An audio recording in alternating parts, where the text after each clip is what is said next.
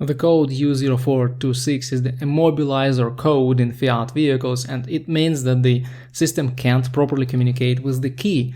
But in a lot of cases the problem is not with the key, but with something more serious. First of all, you may want to know that the communication codes very often appear in Fiat vehicles when there are issues with voltage. So checking the battery and verifying it's okay is the first step. Then it's a very common problem that I see in all the Fiat cars with the ground cables, especially the one on the transmission. The main grounds can be dragged down from the negative battery terminal. You will see one ground on the body, and then there is at least one more cable from that body ground point to the transmission. Wiggle the ground cable and inspect visually its connection. A loose or corroded ground may trigger any communication codes, including the U0426. The next step is to check if the key fob is okay.